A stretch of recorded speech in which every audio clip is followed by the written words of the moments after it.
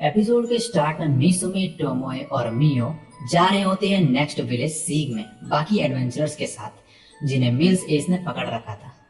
और अब ये पहुंचते हैं सबसे पहले एक गिल्ड में, जहाँ पे ये बंदा जो है रिसेप्शनिस्ट को बोलता है कि जेसुया टाउन यानी कि जहाँ पे मिसुमी पहले था वो कुछ मॉन्स्टर ने डिस्ट्रॉय कर दिया। और ऐसा इसलिए कहता है ये क्योंकि टोमोए ने एडवेंचरर्स की मेमोरीज चेंज कर दी थी, रिनोन और तोआ को छोड़कर। रिसेप्शनिस्ट पूछते हैं कि क्या वो मॉन्स्टर अभी भी वहां पर है। ये बंदा कहता है नहीं, इन दोनों ने उनका पीछा किया था, इनका लेवल 1000 से भी ज्यादा है। रिसेप्शनिस्ट को ये मजाक लगता है और वो हंसने लगती है। मिसुमी फिर उससे कहता है कि इन्होंने जेसुया के एडवेंचरर्स गिल्ड में रजिस्टर कर रखा है, मगर रिसेप्शनिस्ट कहती है कि शायद इंफॉर्मेशन शेयर करने से पहले ही टाउन डिस्ट्रॉय हो गया था, तो तुम्हें फिर से रजिस्टर करना होगा।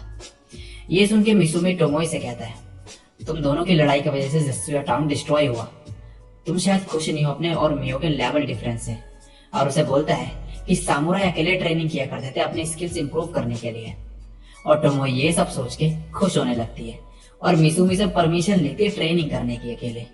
और मिसुमी हाँ कर देता है और टोमोए ये सुन के वहां से चली जाती है और मिसुमी का प्लान उसे अलग करने का काम कर जाता है।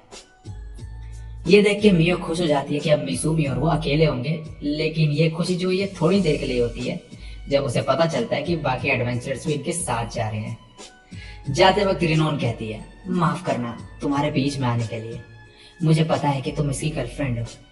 ये सुन के मियो शर्माने लगती है और कहती है मैं तो बस इसकी फॉलोअर हूँ।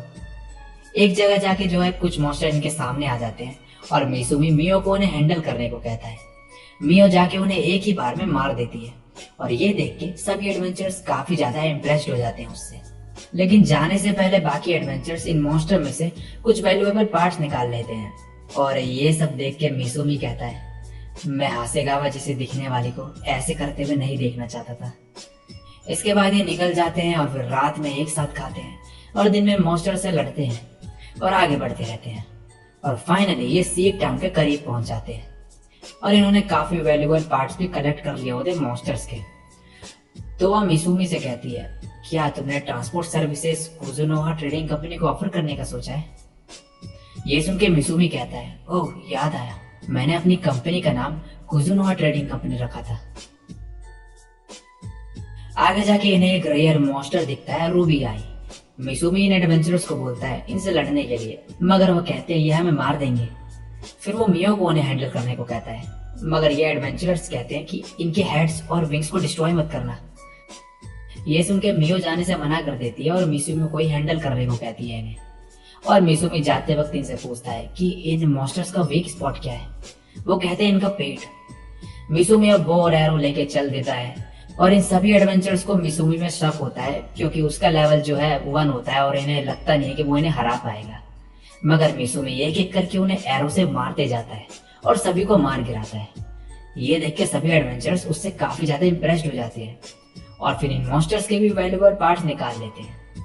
और अब ये पहुंच जाते हैं फाइनली सीग टाउन में और यहाँ आके मिसुमी गिल्ड में रजिस्टर कर लेता है और उसे लेवल मिलता है फिर से 1 और रैंक ई।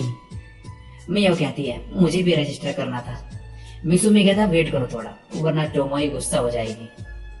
अब मिसुमी मिशन देख रहा होता है बोर्ड पे और वहां उसे एक स्पेशल रैंक मिशन मिलता है जो कि रैम्ब्रांड ट्रेडिंग कंपनी का होता है और इन्हें रूबी आई मॉन्स्टर्स की आई चाहिए होती है। ये देख के मिसुमी इन एडवेंचर से रूबी आईज ले लेता है और बाकी मॉन्स्टर्स के कुछ पार्ट्स भी, और कहता है क्यों ना हम अपनी जर्नी का एंड एक साथ खाना खा के करें। तो वह कहती है रेस्टोरेंट मैं डिसाइड कर लूंगी।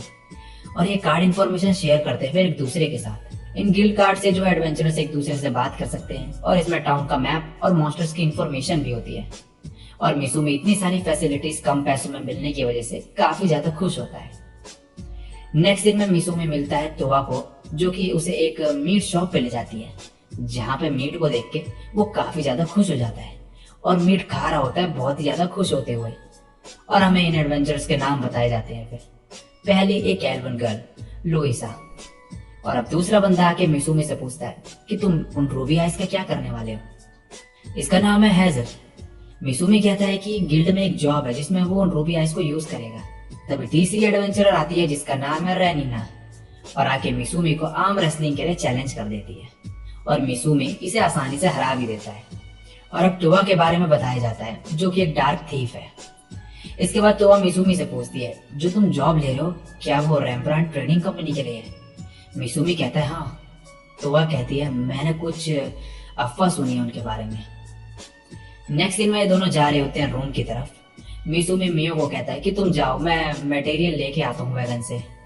जस्टिया टाउन की तरह यहाँ पे भी चोर आ सकते हैं, और मैंने एक अफवाह भी सुनी है जो तोआ ने मुझे बताई कि जो भी रेम्ब्रांड ट्रेडिंग कंपनी की जॉब लेता है उनके साथ कुछ बुरा होता है, और कहता है केयरफुल रहना होगा हमें, और वहां से चले जाता है। मियो ये सोच के शर्मा रही होती है कि आज मिसूमी और वो अकेले सोएंगे एक साथ।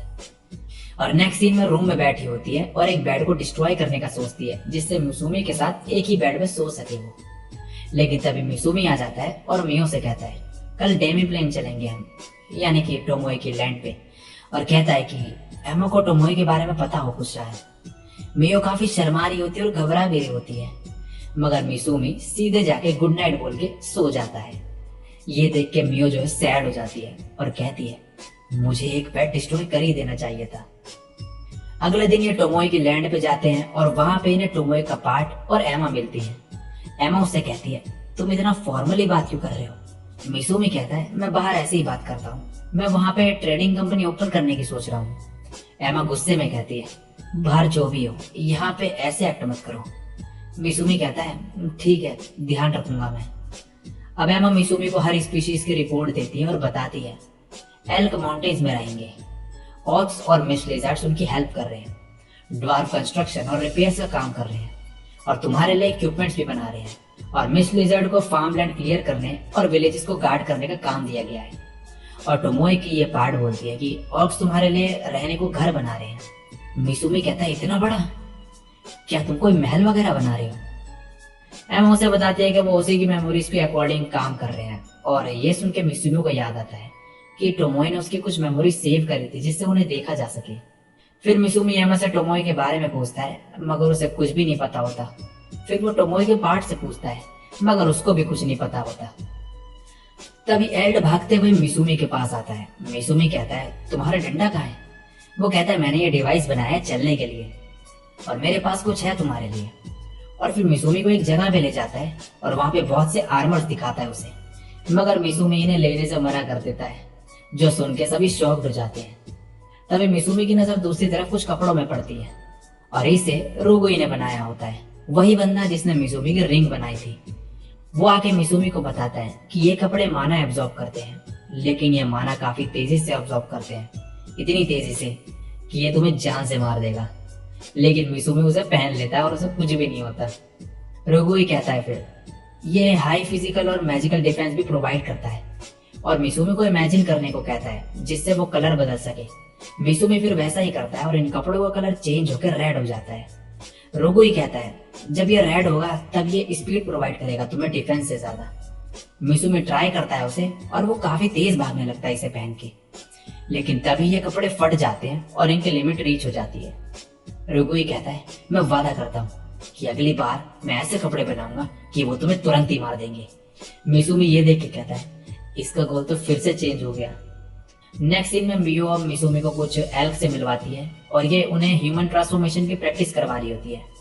और ये मिसूमी के पास आके कुछ चीजें लाके उनकी प्रॉपर्टीज के बारे में पूछते हैं। ये सब पॉइजनस होते हैं, और मिसूमी कहता है, तुमने इन्हें अपने हाथों से तोड़ा? वो कहते हैं हाँ। मिसूमी उन्हें देख के कहता है, इनकी तो एक सिंगल बाइट से कोई भी मर सकता है। तभी मियो उसे उठा के खा लेती है और कहती है, ये तो डिलीशियस है। नेक्स्ट सीन में मिसूमी अपने क्लाइंट से मिलने जाता है अकेले रेम्ब्रांड ट्रेडिंग कंपनी में, और मन में कह रहा होता है, मेरी पहली जॉब बढ़िया चल रही है। लेकिन जब वो पहुंचता है वहां पे तो काफी ज्यादा निराश होता है, और उसके सामने एक बंदा होता है जो कहता है, जो भी तुम कर रहे हो गलत है, आई एम सॉरी, लेकिन मेरे पास तुमसे डिस्कस करने के लिए अब कुछ नहीं है। और मिसूमी मन में कहता है, मेरा पहला एडवेंचर ऐसा लग रहा है कि ये मैंने जितना सोचा था उससे कहीं ज्यादा मुश्किल होगा। और इसी के साथ ये एपिसोड यहीं पे एंड हो जाता है।